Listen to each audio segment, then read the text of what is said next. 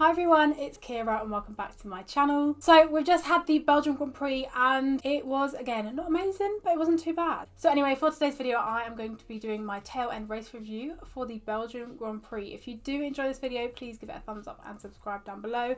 And also I just want to say a massive thank you for 3,000 subscribers here on YouTube. I think that's absolutely crazy. Thank you so much again for everybody who's supporting me. But yeah, let's just get on into the review. Okay, so the first thing I'm going to talk about is Pierre Gasly. I just don't think I could put off not talking about him straight away because I just think he's been absolutely amazing the whole race.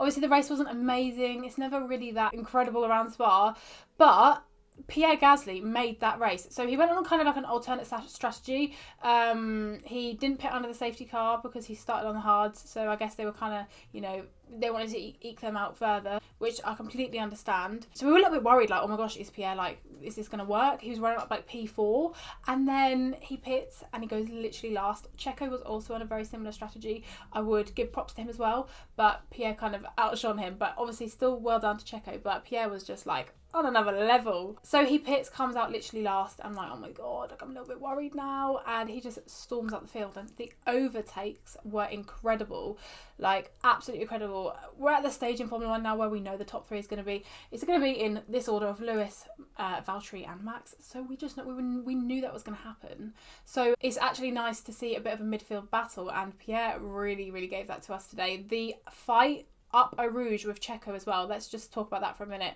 So going up Round La Source, up Radion Eau Rouge, it was tight.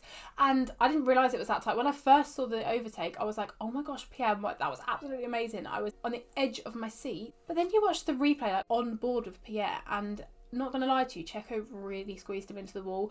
I just had throwbacks for 2018 with Esteban, and I'm thinking, how has Checo done that again? I kind of get to that stage with Checo where I'm like, oh my gosh, he's like getting better, you know, he's getting a little bit more respectable in his driving, and then he does that. Like, it was tight. They just reviewed it on the Sky Pad with Pierre and Ant, and it was very tight. But yeah, throughout the race, Pierre was just making amazing overtakes. Most of it was going up to Le Combe because obviously the Kemmel Straight is so long, but man, this guy was on fire. So another point of the race I want to talk about is the start with Daniel Ricciardo and Max Verstappen.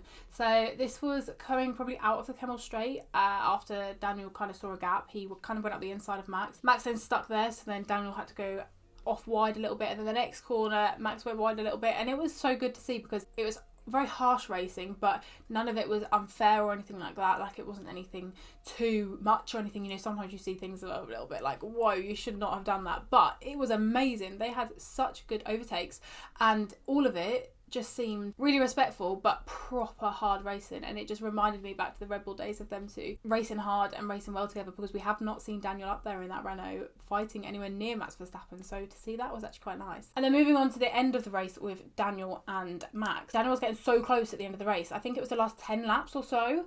Daniel was gaining like 1.5, 2 seconds every lap, and I'm thinking, if we even had like 5 more laps, Daniel would have got up to Max. Whether he would have overtaken him, I'm not too sure, but he got right up to Max with Max's tyres completely falling off, and that was such a close one. You don't need to sit there and think, oh my gosh, we could have done with so many more laps and we would have got a fight for P3, but never mind, Cyril is not getting his tattoo this weekend. And the final thing I'm going to talk about is the accident with Antonio and George Russell. Now, this happened right at the start of the race. That caused our safety car of the race, and it was very weird. When I first saw it, the camera angle was quite far away. There was a lot of debris on the track. I was very worried. I was like, I don't really know what's going on, but I could then see Antonio and George get out of the car, and I don't feel bad. I instantly knew it was going to be Antonio's fault. I did, because he's just that type of driver, you know, and he makes a lot of mistakes. So instantly I was like, right, what's Antonio done then?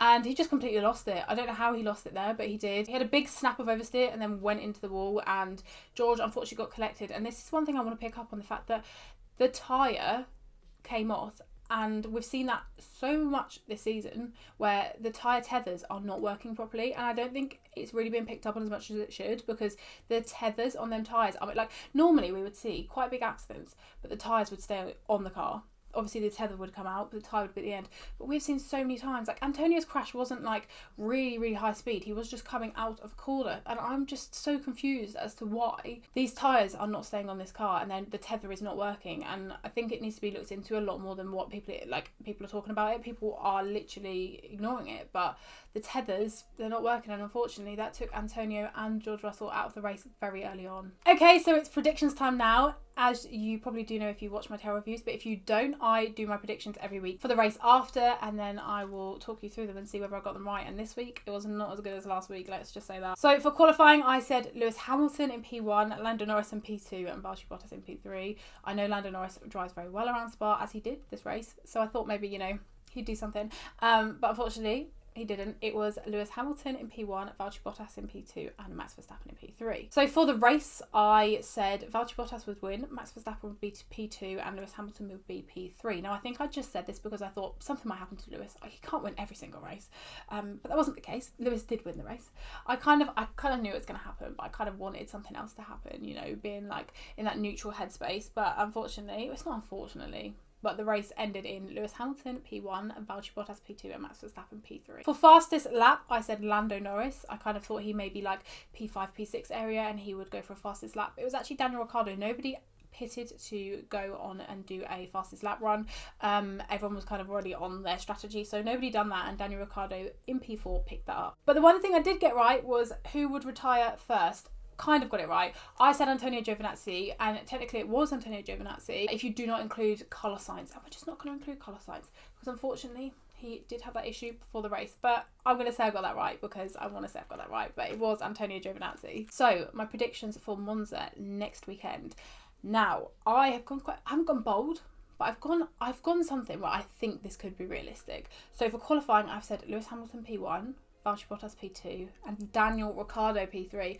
I just think that Renault is going to run so well through Monza. It ran so well at Spa, and Monza is a similar track. It flows similarly, so I can really see Daniel Ricciardo getting up there. And obviously I know Max is there, but I'm just hoping, you know, I don't just want to say Lewis, Valtteri and Max every week because it would be boring. So I'm going to say Daniel Ricciardo for P3 on the grid. For the race, I have said Lewis Hamilton in P1, Max Verstappen in P2, and Daniel Ricciardo in P3. Don't know where Bottas has gone. Don't know where he's gone, but I'm not including him.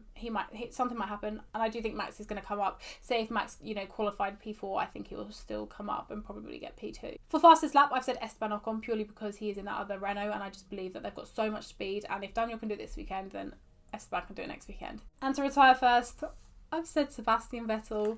I don't know why. I don't know. I just thought, let's pick someone from Ferrari. It's just not going too well. And I don't know whether because he's going to be further back in that midfield, he's going to have a little bit of a bust up or whatever in the middle of the pack. But that's kind of what I've said.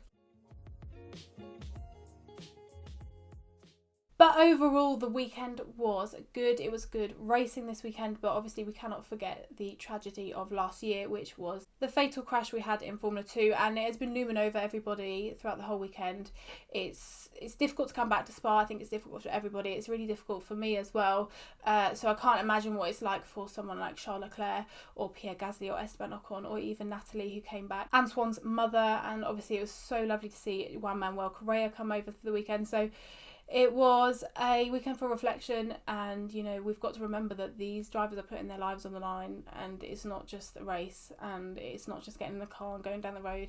They are putting their lives on the line every single race they do. There were some lovely tributes to Antoine this weekend. I loved what Formula 1 done. I loved the minute silence we had. I loved the lovely display we had on the grid before the Formula 1 race. I loved the minute silence. The Formula 2 race, I think everybody was really strong this weekend, and everybody raced on for Antoine as he would have wanted. But there we have it. That is it for today's video. I hope you did enjoy it, and I will be back again soon for a brand new video. Goodbye.